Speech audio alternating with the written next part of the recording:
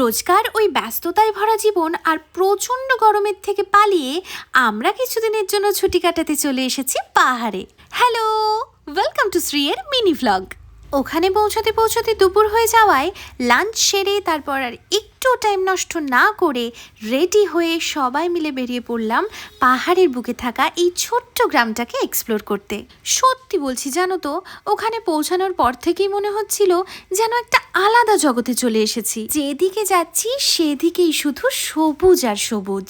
শহরের ওই কোলাহল, ব্যস্ততা আর গরমের থেকে অনেকটা দূরে এখানে সময়টাও মনে হয় একটু ধীরেই বয়ে যায়। ওখানকার প্রতিটা রাস্তা, প্রতিটা দৃশ্য, প্রতিটা মুহূর্ত যেন নতুন করে মন ভালো করে দিচ্ছিল। মনে হচ্ছিল সব ক্লান্তি, ব্যস্ততা কোথায় যেন হারিয়ে গেছে। এই দাওয়াইপানি গ্রামটা এতটাই সুন্দর, যার সৌন্দর্য ক্যামেরায় পুরোপুরিভাবে তুলে ধরা অসম্ভব। আমরা ঘুরতে ঘুরতে ওখানকার বার্ডস ওয়াচিং পয়েন্টে যেতে চেয়েছিলাম, কিন্তু সন্ধে হয়ে যাওয়ার কারণে পুরোটা পৌঁছাতে পারিনি।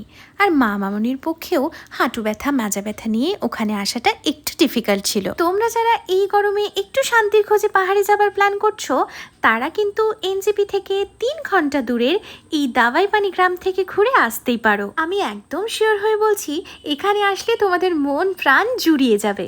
তবে আজকে এখানেই শেষ করি, দেখা হচ্ছে আবার নেক্সট ভ্লগে। ততক্ষণের জন্য টাটা।